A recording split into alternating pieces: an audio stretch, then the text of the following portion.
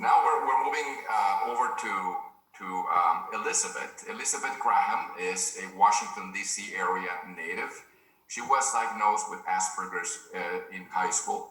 And in 2013, she graduated with a BA in psychology with a minor in counseling from Marshall University in Huntington, West Virginia, where she received support from the college program for students with autism spectrum disorder.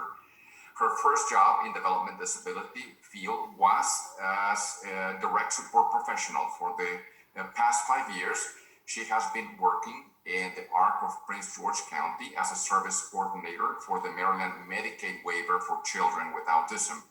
Elizabeth is also a transgender woman and co-leads the Maryland Trans Unity, a peer-run support group for transgender and non-conforming individuals in the Washington, D.C., Maryland area. She has been published and has presented several times on topics of her experience with autism and gender identity. Elizabeth, we are eager to hear about your advocacy experiences. Let's start with our first question. What has been your biggest accomplishment as a self-advocate? Hi, I've prepared, sort of to address all the three questions in one monologue, if that's okay. Absolutely. First off, I'm thankful to be invited to speak at this national convention and to be on this wonderful panel. Let's hear it for formality. I look forward to reading your book. Now, being autistic and transgender is definitely living a double rainbow. And in the LGBTQ community, lesbian, gay, bisexual, transgender, and queer communities, there are spectrums of gender identities and sexual orientations. And in the disability community, we have a spectrum of abilities and talents. Now, I was assigned male at birth at the age of 8 years. I knew I was a girl, but I was deep in the closet until 2015, and I was also adopted at the age of 6 months.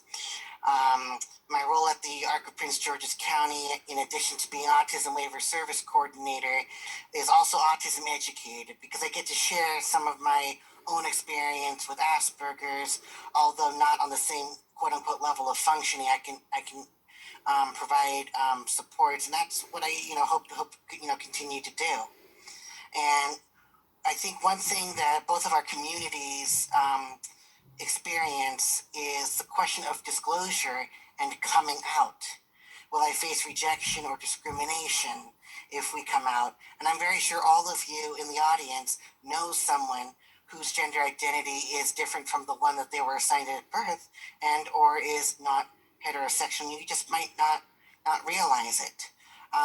The Supreme Court has made landmark decisions saying, we can marry who we want and we are free from workplace discrimination. But from what I've learned during my time working in this, in the IDD community also faces similar discrimination, even with the Americans with Disabilities Act. Now, I'm not on benefits, but I've learned that people who are on benefits, may not be able to, keep their benefits if they get married and might not be making at least minimum wage, and that needs to change. In my church congregation, I've been active in autism education and transgender education, and I've also been advocating for the use of Zoom even when we return to being in person to accommodate those with disabilities, because our attendance in church services has gradually increased. Now, given the pandemic, I've been working from home, as you may have noticed, and I'm a homebody, mostly an introvert, so staying at home hasn't bothered me too much, but obviously the pandemic has compounded other stresses in my life, so I've recently begun psychotherapy. And, one thing that I have noticed in this pandemic is that, a lot of people with disabilities have been wanting the accommodation of working from home on a frequent basis in jobs that can make such an accommodation, and only because of the pandemic they now can. It should not take a pandemic to get reasonable accommodations. And many of us with autism and other challenges have to work hard to fit in with those without disabilities, while those without disabilities are not always willing to be reasonably accommodating in return. Also, one last thing I would like to mention before I sign off. As I mentioned before, I was adopted at the age of 6 months from Taiwan. Everyone in our social circles recognized us just like any other family. My citizenship was naturalized through the adoption. Now, despite being born to a different person and in a different country, people and the government recognize my adopted identity. Many aspects of life exist on a wide spectrum. Think of the various foods, music, books, fashion, and languages. So why should gender identity and sexual orientation be viewed as strictly binary? If you can respect adoption, you can respect transgender people.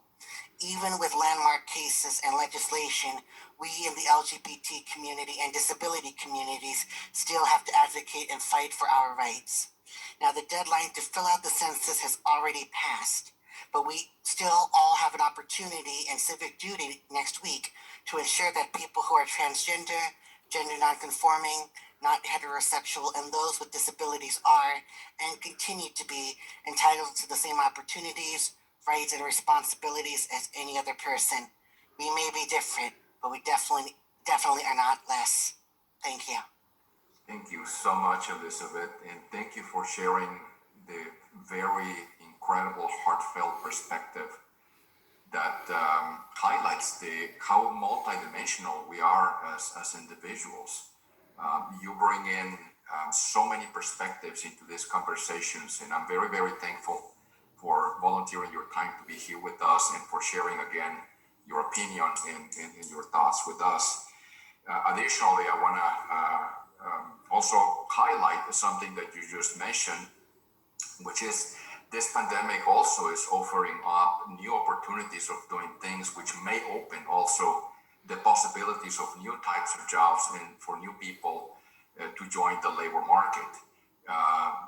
Individuals with IDD may feel maybe some more comfortable with working on a remote type of situation, depending on the type of job and the type of company.